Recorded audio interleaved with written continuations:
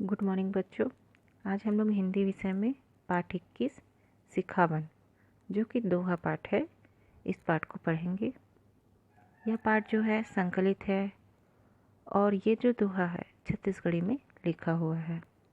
इस दोहों के द्वारा जो है हमारे बुजुर्गों के द्वारा हमें जो शिक्षाएं दी गई हैं उसके बारे में बताया गया है। सिखावन माने सीखने की बात, यह शिक्षा। यह पाठ जो है संकलित है और इसमें 9 दोहों में कवि ने 9 शिक्षा बुजुर्गों के द्वारा दी है, उसी को लिखा है अपने दोहों के माध्यम से। पहले के जो बुजुर्ग थे वे अपनी ज़िंदगी के अनुभव को अपने आने वाली पीढ़ियों को सौंपते थे और उसी अनुभव को इन दोहों के माध्यम से बताया जा रहा है। इसी किस्म का जो ज्ञान का भंडार है धीरे धीरे करके जो आने वाली पीढ़ी होती थी उनमें भरता रहता था और यही अनुभव और ज्ञान की बातें जो हैं इस पाठ में बताई गई है। तो चलिए इन दोहों को पढ़ते हैं और उन्हीं शिक्षाओं को ग्रहण करते हैं। हम इन दोहों में 4 दोहों को पढ़ चुके थे, आगे के दोहों को आज पढ़ेंगे। तो दोहा शुरू करते हैं यहाँ से। देखिए आज के दोहों में हम पढ़ेंगे, सबला देथे फूल पर, सबला देथे फूल पर, सबला देथे छाँव, ऐसन दानी पेड़ के परो निहर के पाँव। क्या कह रहा है देखिए, सबला देथे फूल पर, है ना, सबला देथे फूल पर मतलब क्या बोल रहा है, देथे यानी देना, फर यानी फल, सबला यानी सभी को, उसके बाद क्या है, सबला देथे छाँव, छाँव माने छाया, ऐसन दानी, ऐसन माने ऐसे, दानी यानी दान करने वाला को बोलते हैं, परो निहर के झुक करके, निहर के माने झुक करके, ठीक है, पाँव पैर। अब यहाँ क्या बताया जा रहा है, इस दोहे के माध्यम से बुजुर्ग जो हैं हमें क्या शिक्षा दे रहे हैं उसे हम समझते हैं, है ना। इसमें देखिए पेड़ पौधों को परोपकारी बताया जा रहा है, पेड़ पौधों को परोपकारी बताया जा रहा है और बुजुर्ग जो है पेड़ पौधों के माध्यम से हमें जो सीख दे रहे हैं उसे बताया जा रहा है। सबला देथे फूल फल, बुजुर्ग जो हैं यहाँ कह रहे हैं कि पेड़ पौधे जो होते हैं वे दानी होते हैं, जो बिना कुछ लिए हम सबको फल फूल देते हैं। पेड़ पौधे दानी होते हैं जो बिना कुछ लिए हम सभी को फूल फल देते हैं। सबला देथे छाँव, और शीतल छाया भी प्रदान करते हैं, फल फूल देते हैं और शीतल छाया प्रदान करते हैं।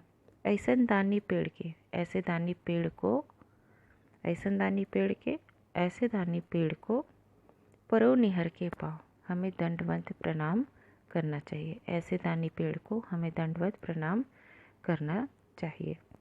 अर्थात पेड़ पौधे परोपकारी होते हैं, ये प्राणदायी होते हैं। पेड़ पौधे जो हैं परोपकारी होते हैं और ये प्राणदायी होते हैं, ठीक है। अब देखिए एक बार और बता दे रही हूँ, बुजुर्ग क्या कह रहे हैं कि पेड़ पौधे दानी होते हैं जो बिना कुछ लिए हम सबको फल फूल देते हैं, शीतल छाया प्रदान करते हैं और ऐसे दानी पेड़ को दंडवत प्रणाम करना चाहिए। अर्थात पेड़ पौधे परोपकारी होते हैं और ये प्राणदायी होते हैं। अब अगला देखिए, ते किताब के संग बद, गंगा बारू मीत, एकरे बल मा दुनिया ला पक्का लेबे जीत। तय यानी तुम, संग यानी साथ, बद यानी बदना, गंगा बारू मीत, मीत यानी मित्र होता है, और ये गंगा बारू जो कहा जा रहा है, ये छत्तीसगढ़ में एक प्रथा होती है। छत्तीसगढ़ में मित्र को मितान कहते हैं। यहाँ पर ग्रामीण जो है गंगा बारू, महाप्रसाद, तुलसी दल, है ना, इस प्रकार आदि मितानी बत्ते हैं और उसे निभाते हैं। ठीक है, तो देखिए और क्या क्या बताया जा रहा है। एकरे यानी कि इसी के, अब इसके भाव को समझते हैं। यहाँ पर पुस्तक से मित्रता का महत्व जो है बताया जा रहा है। और बुजुर्ग क्या कह रहे हैं, देखिए। तो किताब के संग बद्ध, तुम जो है पुस्तक के साथ मित्रता करो, या तुम्हें जो है पुस्तक के साथ मित्रता करनी चाहिए। गंगा बारू मित, छत्तीसगढ़ में मैं अभी बताई ना, छत्तीसगढ़ में मित्र को मितान कहते हैं। यहाँ पर ग्रामीण जो है गंगा बारू, महाप्रसाद, तुलसी दल, है ना, इस प्रकार की मितानी जो है निभाते हैं। तो यहाँ पर ये जो लाइन है इसका क्या होगा कि पुस्तक के साथ मित्रता, है ना, पुस्तक के साथ मित्रता कर रहा है, पुस्तक के साथ हमें मित्रता करनी चाहिए। और पुस्तक की मित्रता से तुम दुनिया को जीत सकते हो। किस प्रकार की मितानी करनी चाहिए? जो छत्तीसगढ़ में जो लोग हैं, छत्तीसगढ़ के जो लोग हैं, जो ग्रामीण लोग हैं, वो इस प्रकार की मितानी निभाते हैं।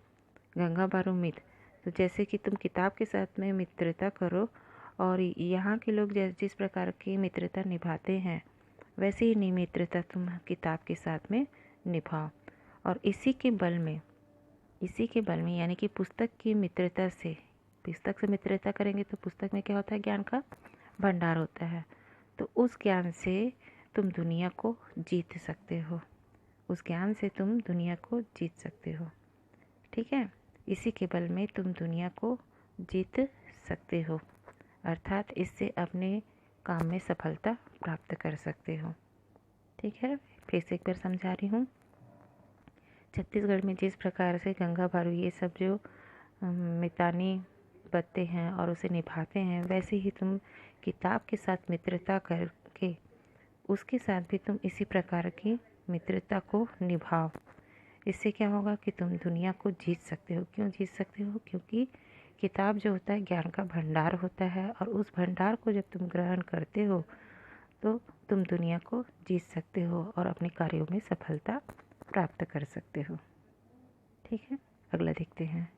ठाढ़े ठाढ़े नहीं मिले ठीहा ठिकाना, ठाढ़े ठाढ़े नहीं मिले ठीहा ठिकाना सार, समुद्र को तो नदिया चले दौड़त पल्ला मार।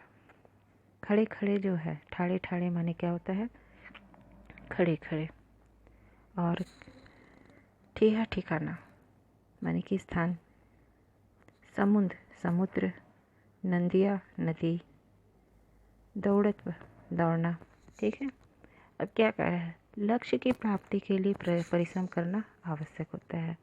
लक्ष्य की प्राप्ति के लिए परिश्रम करना आवश्यक होता है।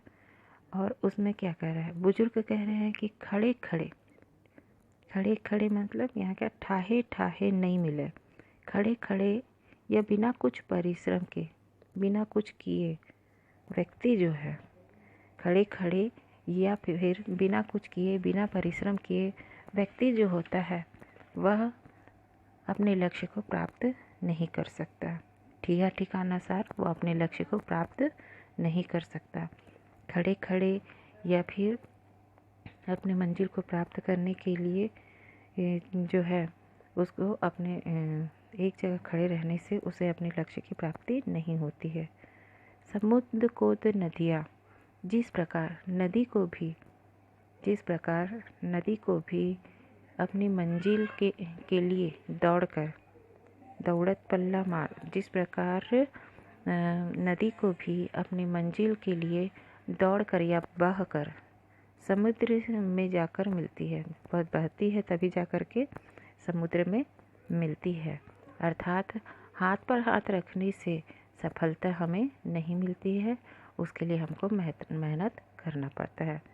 समुद्र के माध्यम से, नदी के माध्यम से, यहाँ से उदाहरण बता रहा है। जिस प्रकार से नदी जो है, नदी की मंजिल क्या होती है कि समुद्र में जाकर मिलना, और उस मंजिल को प्राप्त करने के लिए अगर नदी जो है ठहर जाए तो वह अपनी मंजिल को प्राप्त नहीं कर सकती। इसके लिए उसे नित्य बहना पड़ता है अपनी गति में। अगर वह अपनी गति धीमी करती है या फिर अपनी गति को रोक देती है तो वह अपनी मंजिल को प्राप्त नहीं कर सकती। इसी प्रकार से एक जगह खड़े रहने से या फिर बिना परिश्रम किए हमको अपने लक्ष्य की प्राप्ति नहीं हो सकती है। ठीक, अगला देखिए। हे उत्साह मन में कहूँ, हे उत्साह मन में कहूँ, पाए बर कुछु ज्ञान, का मनखे चाटी घलो पाही गुरु के मान। ठीक है, अब इसमें बुजुर्ग कह रहे हैं सफलता के लिए हमें निरंतर प्रयासरत रहना चाहिए। सफलता के लिए हमें निरंतर प्रयासरत रहना चाहिए। बुजुर्ग यहाँ पर कह रहे हैं कि हे उत्साह, उत्साह माने उत्साह, है ना, उत्साह माने उत्साह। हे उत्साह मन में कहूँ, बुजुर्ग कह रहे हैं कि यदि तुम्हारे मन में कुछ ज्ञान प्राप्त करने का उत्साह है, यदि तुम्हारे मन में कुछ ज्ञान प्राप्त करने का उत्साह है, पाए बर कुछ ज्ञान, और क्या बोल रहा है, तुम उस ज्ञान को निश्चय ही प्राप्त कर सकते हो। अगर तुम्हारे मन में कुछ ज्ञान प्राप्त करने का उत्साह है तो तुम निश्चय ही उस ज्ञान को प्राप्त कर सकते हो। का मन के चाटी घलो पाही गुरु के मान, और क्या कह रहा है कि मनुष्य क्या, का मन के मनुष्य क्या, चींटी भी अथक प्रयास से अपने लक्ष्य को प्राप्त कर ही लेती है। चींटी घलो पाही गुरु के मान, तो चींटी भी अथक प्रयास से अपने लक्ष्य को प्राप्त कर लेती है। अर्थात परिश्रमी व्यक्ति ही गुरु का मान सम्मान प्राप्त करता है। जिस प्रकार से चींटी को देखते हो, वह दीवार पर चढ़ती है, फिर गिरती है, फिर चढ़ती है, वह अपने परिश्रम से पीछे नहीं हटती है। अपनी मंजिल को प्राप्त करने के लिए वह निरंतर प्रयासरत रहती है। तो जो परिश्रमी व्यक्ति होता है वही गुरु का मान सम्मान प्राप्त करता है। ठीक है, तो यहाँ पर हम इन दोहों के माध्यम से, बुजुर्गों ने जो हमें सीख दी है, इन दोहों के माध्यम से आज हमने उन सीख को, उस शिक्षा को ग्रहण किया है। तो इस प्रकार से आज ये दोहा जो है यहाँ पर समाप्त होता है।